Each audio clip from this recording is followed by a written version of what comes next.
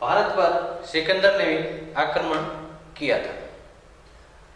अब सिकंदर को भारत पर आक्रमण करने के दौरान कई परेशानियां भी आई थी। किसी भारतीय राजाओं ने उनको साथ भी दिया था। तो यह गांधार का शासक था आम्बिक या आम्बी, उसने सिकंदर का साथ दिया था और भारत के अन्य हिस्सों पर आक्रमण करने के लिए उसे सहायता भी प्रदान की थी। उसके पश्चात जब राजा पुरु से सामना हुआ था, जो सिंध का राजा था, ये वाला इलाका सिंध और पंजाब का, सिंध का राजा था पुरु, या उसे पोरस भी कहा जाता है। पोरस से जब उसका मुकाबला हुआ तो उसकी सेना काफी हताहत भी हो गई थी। क्यों हो गई थी हताहत? क्योंकि पोरस को जब सिकंदर ने अपने अधीन होने के लिए आदेश भेजा था, सिकंदर ने इस आदेश को मना करते हुए कहा कि मैदान में सिकंदर का सामना पोरस करने को तैयार है। अब इनका सिकंदर की सेना और कुछ भारतीय लोग, उन्होंने सिकंदर के साथ मिलकर यह आक्रमण किया। तो राजा पोरस की सेना इस पुरुषणी नदी के इस तरफ और सिकंदर की सेना इस तरफ।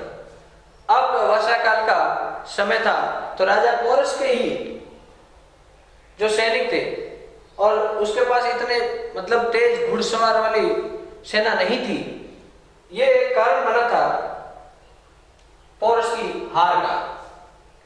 इस दौरान होता क्या है, पोरस के पास हाथी सेना है और ये हाथी सेना पोरस की सेना में भगदड़ मचा देती है।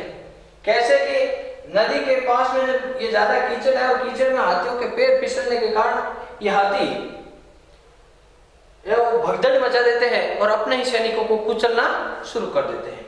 ये पोरस की सेना यानी कि पोरस की कमजोरी साबित हो गई और इधर अपने सिकंदर ने अपने कुछ सैनिकों को काफी ऊपर भेजकर नदी पार करवाई और पोरस की सेना को घेरकर, तेज घुड़सवारों ने पोरस की सेना को घेरकर बाणों से हरा दिया था। यानी कि वो घोड़े पर बैठकर युद्ध करने में प्रवीण थे और बाण चलाए, जिससे कि पोरस की काफी सेना है वो घायल हो गई थी। इस वजह से पोरस हार गया था। पोरस की हार के पश्चात सिकंदर के सामने लाया गया तो सिकंदर ने पोरस से पूछा कि अब बताओ तेरे साथ क्या व्यवहार किया जाए। तब पोरस ने कहा गर्व से कि एक राजा को दूसरे राजा के साथ जैसा व्यवहार करना चाहिए आप ही वैसा ही व्यवहार कीजिएगा। तो सिकंदर ने पोरस को माफ कर दिया। अब माफ कर दिया, इसके पीछे दोस्ती या कूटनीति, क्योंकि ये बहुत बड़ी कूटनीति भी है। कहीं सिकंदर आगे भारत के अन्य हिस्सों पर आक्रमण करे, हो सकता है पोरस की सेना या पोरस के मित्र जो राजा थे वो अटैक कर दे, या फिर पोरस के मित्र है और सिकंदर के भी मित्र हैं, उनमें क्या होगी, कुछ शंका पैदा हो जाएगी। इसलिए उसने क्या है यहाँ पर कूटनीति काम की, पोरस को माफ कर दिया और अपनी ओर मिला लिया। अब वो आगे बढ़ना शुरू हुआ, लेकिन इससे मगध का जो शासक था घनानंद, इस घनानंद से गांधार की जो राजधानी तक्षशिला थी वहां पर एक विश्वविद्यालय था। उस विश्वविद्यालय का आचार्य चाणक्य, जिसे हम कौटिल्य के नाम से भी जानते हैं, चाणक्य ने घनानंद से और मगध सम्राट यानी कि घनानंद से प्रार्थना की। पहले ही प्रार्थना की थी जब उसने आक्रमण होने का अंदेशा प्राप्त हो चुका था कि भारत पर आक्रमण सिकंदर करने वाला है, तो उसने घनानंद से कहा। घनानंद ने मना कर दिया कि जब मेरे पे कोई प्रॉब्लम होगी तो मैं अपने आप देख लूंगा, बाकी हो जाए।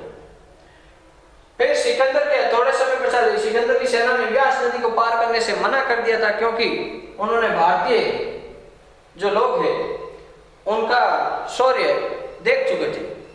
अब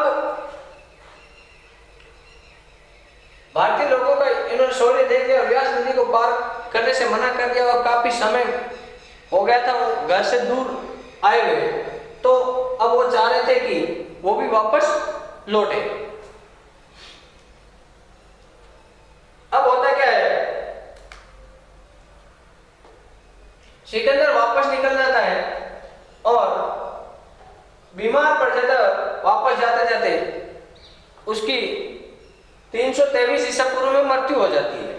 अब सिकंदर की मृत्यु हो गई, इधर काफी जो देश है, जो क्षेत्र है, जहाँ के राजा है, प्रदेश है, तो उनमें क्या अराजकता फैल चुकी थी। इस अराजकता, फैली हुई अराजकता और मगध के जो शासक थे घनानंद, ये अपना धन है वो ऐशो आराम में ज्यादा लुटा रहा था, इसकी जनता है वो उससे परेशान थी। इसलिए इनके लगभग संपूर्ण भारत में क्या हो गया था, अराजकता फैल गई थी और इस अराजकता का फायदा उठाया चंद्रगुप्त मौर्य ने। और चंद्रगुप्त मौर्य ने चाणक्य के साथ मिलकर क्या किया, मगध को विजित कर लिया। अब कैसे कर लिया विजित, ये भी तो कुछ होना चाहिए। चंद्रगुप्त मौर्य, ये मौर्य वर्ड कैसे आया था कि मयूर पालने वाली एक जाति है जिसका मुख्य वो मौर्य कहलाता था। और इसीलिए ये कुछ ग्रंथों के अनुसार यह है कि वो ही मौर्य है, जो मयूर पालने वाली जाति है उसका मुखिया है, उनके पुत्र मौर्य। तो ये चंद्रगुप्त मौर्य, इसे कुछ एक विद्वान शूद्र बताते हैं, तो कुछ विद्वान वैश्य बताते हैं, तो कुछ विद्वान इसे ब्राह्मण भी बताते हैं, तो कुछ क्षत्रिय बताते हैं। अब ज्यादातर इसे वैश्य या वत्सल वर्ड यूज किया गया है, ये कि ये इस वर्ण से रिलेटेड था। अब चंद्रगुप्त मौर्य, कहा जाता है कि चंद्रगुप्त मौर्य राजकिलम गेम में, राजकिलम नाम का एक खेल होता था, उस खेल में प्रवीण था। और राजकिलम खेल को खेलते हुए जब चाणक्य ने इसे देखा था, तो चाणक्य चंद्रगुप्त मौर्य को अपने साथ तक्षशिला ले गया और वहां पर उसे ले जाकर इसको अच्छे से ट्रेन किया, या कि ट्रेनिंग दी या शिक्षा दी हम कह सकते हैं। और इसके साथ मिलकर एक अखंड भारत निर्माण की योजना बना ली थी। अब सिकंदर की मृत्यु के पश्चात सिकंदर के द्वारा जो जीते हुए प्रदेश थे, यहां तक के इन प्रदेशों को वापस जीतने के लिए चंद्रगुप्त मौर्य के शासनकाल के दौरान एक आक्रमण भी होता है। लेकिन 322 ईसा पूर्व में, ये बात बता देते हैं, 322 ईसा पूर्व में चंद्रगुप्त मौर्य ने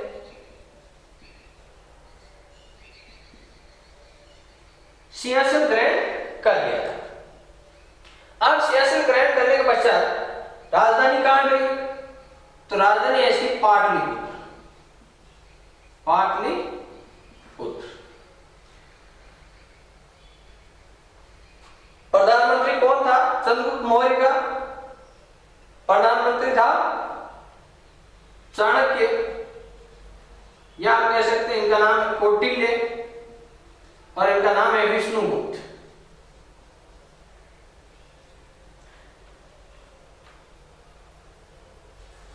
तो ये तीन नाम से जाने जाते हैं। ये प्रधानमंत्री थे किसके, चंद्रगुप्त मौर्य के। फिर चंद्रगुप्त मौर्य के शासनकाल के दौरान 305 ईसा पूर्व में, 305 ईसा पूर्व में मैसिडोनिया का शासक सेल्यूकस निकेटर सिकंदर महान द्वारा जीते गए क्षेत्रों जो जीत चुके थे, या सिकंदर महान ने जिन क्षेत्रों को जीता था और उन्हें वापस खो दिए थे, उन क्षेत्रों को जीतने के उद्देश्य से भारत पर क्या कर दिया, आक्रमण कर दिया। किसने कर दिया, मैसिडोनिया का शासक सेल्यूकस निकेटर। और सेल्यूकस निकेटर ने आक्रमण किया, तो चंद्रगुप्त मौर्य और सेल्यूकस निकेटर के बीच में जो युद्ध हुआ, इस युद्ध में चंद्रगुप्त मौर्य की विजय हुई, चंद्रगुप्त मौर्य की विजय हुई। चंद्रगुप्त मौर्य की विजय हुई तो इनमें एक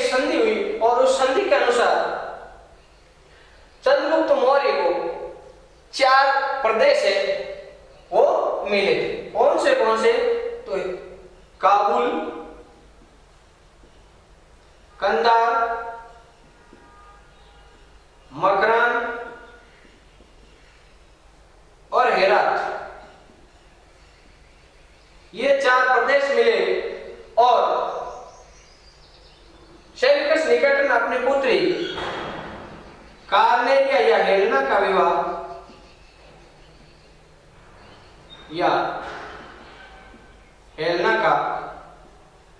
विवाह किसके साथ करवाया? चंद्रगुप्त मौर्य के साथ।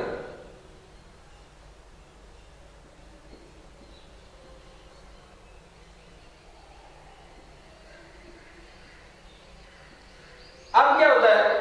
चंद्रगुप्त मौर्य ने भी उपहार स्वरूप 500 बंगाली हाथी दिए थे। यानी बंगाल के उस क्षेत्र में काफी ज्यादा हाथी पाए जाते हैं और फेमस भी है। तो सेल्यूकस निकेटर को चंद्रगुप्त मौर्य ने 500 हाथी प्रदान किए थे।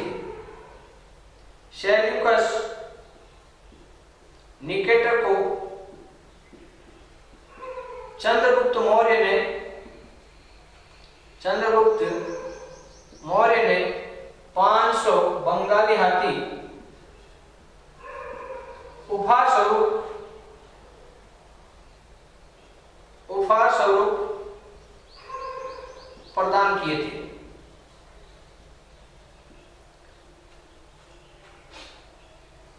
मेगास्थनीज वर्णन करता है कि 5 पुत्र लकड़ी द्वारा जो निर्मित खंबे के एक परकोटे के अंदर घिरा हुआ बहुत ही सुंदर नगर था। और यह भी कहता है कि राजा वो एक सुसज्जित हाथी पर बैठकर यात्रा करता था और उसकी यात्रा के दौरान उसके रक्षक उसके साथ चलते थे। काफी मतलब ऐसा विवरण करते हैं, शायद वो था पहले।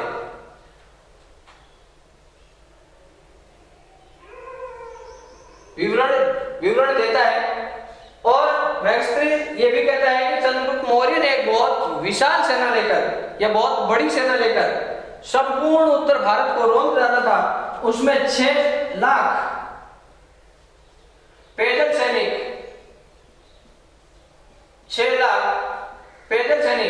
50,000 घुड़सवार और 10,000 हाथी और 800 रथों से सुसज्जित एक बहुत विशाल सेना ने संपूर्ण उत्तर भारत को रोंद डाला था।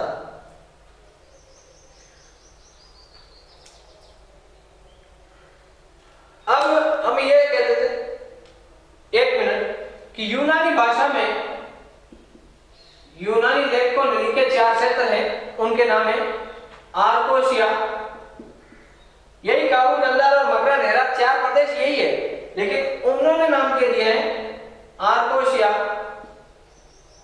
Ariana, Gedrosia, पेरिपेमिडाई।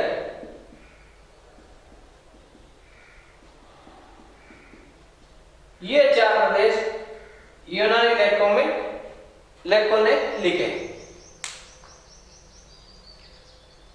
प्लूटार्क और जो प्लूटार्क के साथ एपियन, वो इन्हें एंड्रोकोटस और स्ट्रेबो इन्हें सेंड्रोकोटस का नाम देते हैं।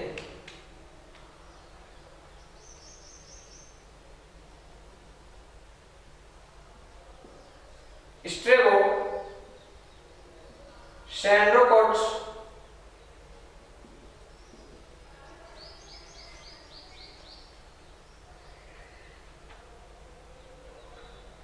प्लूटार्क और एपियन इन्हें एंड्रोकोटस कहते हैं। यानी कि एंड्रोकोटस सेंड्रोकोटस कौन था, किसका नाम दे रहे हैं? चंद्रगुप्त मौर्य का। चंद्रगुप्त मौर्य का। अब अपने वंश के के अंतिम वर्षों में चंद्रगुप्त मौर्य ने जैन धर्म स्वीकार कर लिया था। कौन सा धर्म? जैन धर्म। जैन धर्म है उसे अपना लिया था। किसने? चंद्रगुप्त मौर्य ने जैन धर्म अपनाया। कब अपनाया? अपने जीवन के अंतिम समय में।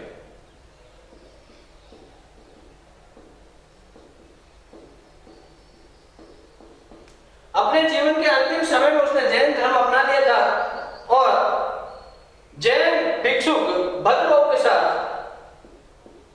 जैन भिक्षुक भद्रभाव के साथ दक्षिण में श्रवण बेलगोला नामक स्थान पर चंद्रगिरी पर्वत है, वहां पर जाकर तपस्या करने लगे और उस पर्वत में जो गुफा है उस गुफा में तपस्या करने लगे और उसी गुफा में 298 ईसा पूर्व में 298 ईसा पूर्व में चंद्रगुप्त मौर्य की मृत्यु हो गई संलेखना पद्धति द्वारा। कौन सी पद्धति है? संलेखना। संलेखना पद्धति मतलब ये होता है कि वो बिना अंजल ग्रहण किए लगातार अपनी जो भक्ति करता रहे, जिससे उसका शरीर जर्जर हो जाता है और मृत्यु को प्राप्त हो जाता है। तो 298 ईसा पूर्व में इसकी मृत्यु हो जाती है, तो इसका पुत्र बिंदुसार शासक बनता है। कौटिल्य बिंदुसार के समय भी शुरू में क्या था? प्रधानमंत्री था। अब इससे रिलेटेड कोई बात रही हो?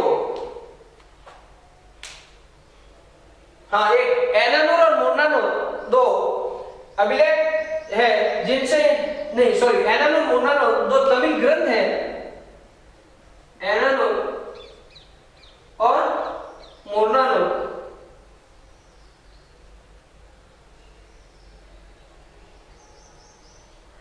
जिनसे चंद्रगुप्त मौर्य की दक्षिण विजय के बारे में जानकारी मिलती है कि चंद्रगुप्त मौर्य ने दक्षिण में भी विजय प्राप्त की थी। तमिल ग्रंथ बाकी अशोक के अभिलेखों से पता चलता है कि चंद्रगुप्त मौर्य ने कर्नाटक के उत्तरी हिस्से तक अपना अधिकार जमा लिया था। तो इस प्रकार हमारा चंद्रगुप्त मौर्य टॉपिक है वो खत्म होता है। नेक्स्ट हम अगली क्लास में पढ़ेंगे बिंदुसार। आप इसे नोट डाउन कीजिएगा और कोई डाउट हो या फिर हो सकता है कहीं ना कहीं लिखे, कहीं मान लो जैसे प्रास्त है तो से थोड़ा सा आपको कम कटा हुआ दिखाई दे, तो बोल रहा हूं उसको आप और सुन ले और लिखी हुई चीज को देख ले, जिससे आपको पता चल जाएगा। Thank you.